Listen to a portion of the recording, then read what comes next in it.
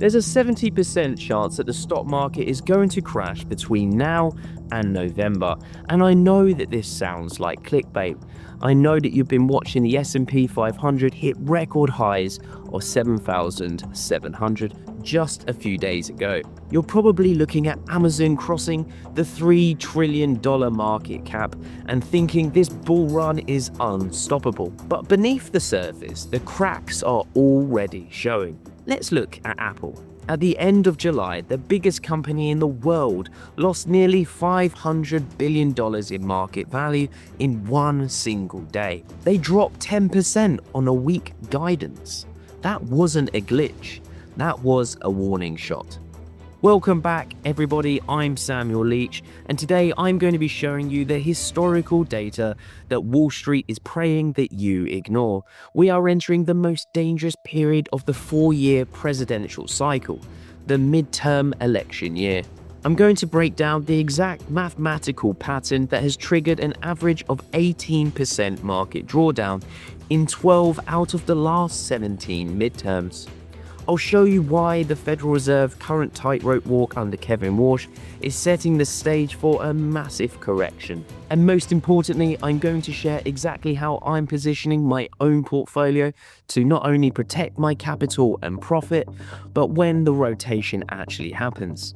If you are heavily invested in the Magnificent 7 right now, you cannot afford to miss this. Let's get into the data. Let's start with the history, because the stock market has a remarkable memory. Since the S&P 500 was created back in 1957, there has been 17 midterm election years. Now, 12 out of those 17 years, the stock market has suffered a peak to trough decline, averaging 18%. Now, when we look at that from a percentage point of view, when you thought that my title was clickbait, that is actually correct. There is a 70% historical probability that we're going to see a severe correction before the voting booths open on November the 3rd, 2026. Think about that number for just 1 second, 18%. If the S&P 500 drops 18% from its recent peak of 7,700, we're looking at a fallback all the way down to that 6,300 level. Why does this happen so consistently is a question that I've been asking myself. But the one thing I can put it down to is uncertainty. Midterm elections introduce a level of political risk that institutional investors absolutely despise. Historically, the incumbent party suffers massive losses during the midterms. In fact, they've lost seats in 36 of the last 39 midterm cycles. And right now, the control of the US Senate is hanging in an absolute thread. If we see a split of Congress or a complete shift in power, the legislative agenda absolutely freezes. Wall Street hates the unknown. When the future of tax policy, corporate regulation, and government spending is up in the air, the smart money simply just de-risks. They pull their capital out of high beta growth stocks and move to the sidelines. We are already starting to see early signs of this. The VIX, the market fear gauge, has been hovering around that 16 level. But if you look at options chains from September and October, institutional traders are loading up on volatility protection. They are paying massive premiums to hedge their portfolios against a potential autumn crash. The main thing here is they know the history. The question is, do you? And look, if you're watching this and you're not sure whether your current strategy can handle this kind of volatility, I put together a free trading assessment. The link is in the description below and it's also pinned in the comments. It will take you 2 minutes and it will tell you exactly where you stand as a trader and what you need to work on before this correction hits. You might be thinking, Samuel, the market just hit an all-time high in August. How can we be crashing? You have to look under the hood every time, and you have to look at market breadth. The indices are being held up by a handful of AI-driven megacaps, but the foundation is ultimately rotting. Let's look at what happened at the end of July. Apple reported their Q3 earnings. The stock opened down roughly 10%.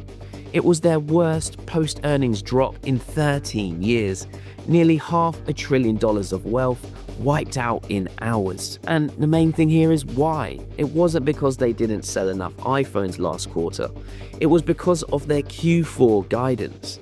They warned of severe supply chain issues and foreign exchange headwinds. They guided for just 9% to 11% revenue growth, missing analyst estimates by a mile. When the largest consumer tech company on the planet tells you that consumer is slowing down and the supply chain is fractured, you have to sit back and listen. But guess what? The market ignored it. Why? Because of Amazon. Just days later, Amazon crushed their earnings. Their AWS cloud business surged nearly 37% year over year. They announced that their AI and chip business are now operating at a $25 billion annual run rate.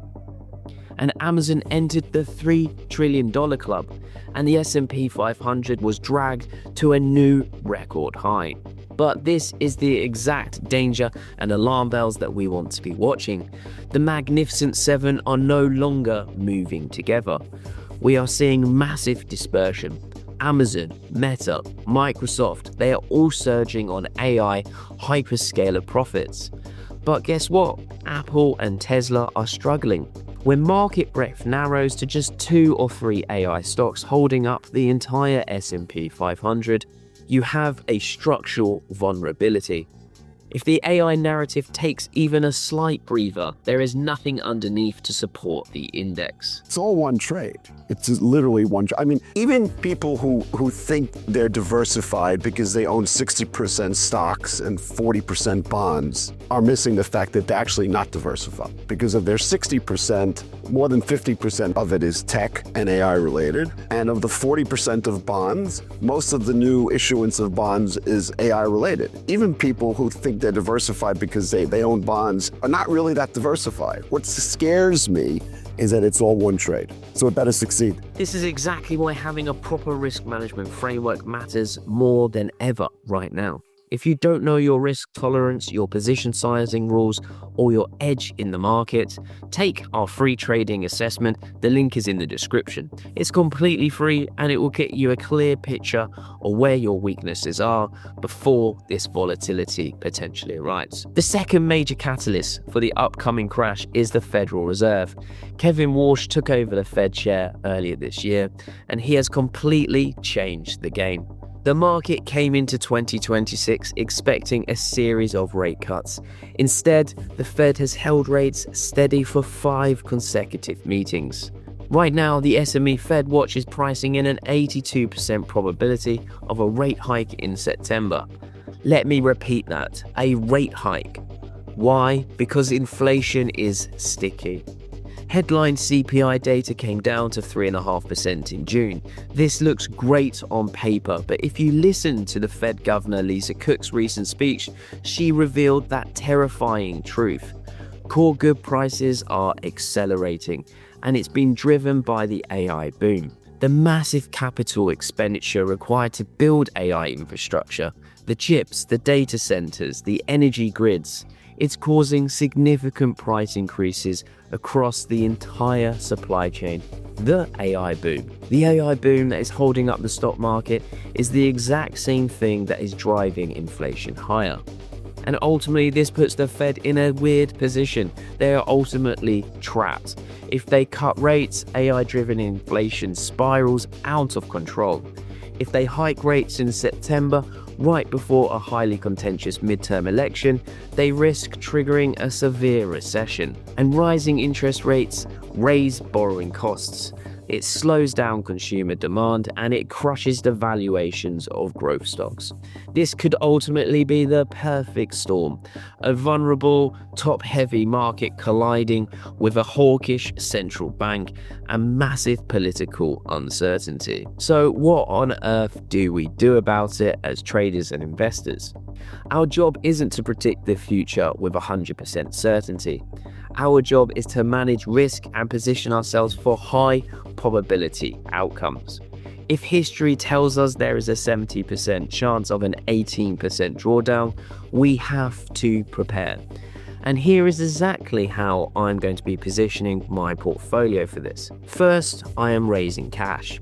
When the 10-year Treasury yield is sitting at 4.7%, you're getting paid fantastic risk-free rates to sit on the sidelines and wait for the dust to settle. I'm not selling my long-term core holdings, but I am aggressively taking profits on my high beta tech plays. If you caught the AI run-up with Amazon, Nvidia, there is absolutely no shame in taking chips off the table. Secondly, I'm going to be looking at the sector rotation. When the market crashes in the midterm year, capital doesn't just evaporate, it will ultimately rotate. And we are already seeing smart money move into consumer defensives and utilities. These are sectors that provide stable dividends and are largely immune to political gridlock. According to recent reports through Morningstar, much of the consumer defensive sector is still undervalued, making it a prime target for institutional rotation. Thirdly, I am looking at gold. I recently did a deep dive on the Q4 gold outlook, which you should watch if you haven't already. But here's the short version. Gold thrives on political uncertainty and a weakening US dollar. With the BRICS nations actively pursuing de-dollarization and central banks buying record amounts of physical gold, it remains the ultimate hedge against systemic risk. But here's the most important part of this entire video. The midterm crash is not the end of the world. It could be potentially the greatest buying opportunity of the 4-year cycle. And this all goes back to the very beginning. Let's go back and talk about the historical data. While the market drops an average of 18% leading up to the election, what actually happens afterwards? Since 1946, the S&P 500 has not declined in the 12 months following a midterm election, not once. In fact, 1 year out from the midterm bottom, the market is up an average of 32%. Once the election is over, the uncertainty is removed. The market knows who's in charge, risk is repriced, and the bull run can resume. The next 3 months are going to be brutal for the unprepared. You are going to see headlines screaming about a recession. You're going to see massive red days in the tech sector. But if you understand the data, you are now not going to panic. You will raise cash now, let the market shake out the weak hands, and you'll be ready to deploy your capital at the absolute bottom. This is how generational wealth is built. You don't buy the top when everybody is greedy. You buy the blood in the streets when uncertainty peaks. I'll be tracking this rotation every single day inside my own trading journals. If you want to survive in this midterm cycle, you need to stay objective and trade the data and not your emotions. If you found this breakdown valuable, hit that like button and make sure you're subscribed to not miss these updates as this plays out.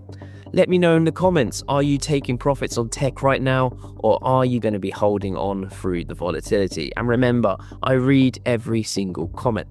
And one last thing, if this video has made you realize that you need to sharpen up on your trading before October, take our free trading assessment. It's in the description below. It costs you absolutely nothing, and it will show you exactly where you are on your trading journey and what the next step is for you. Remember guys, stay sharp, manage your risk, and I'll see you in the next video.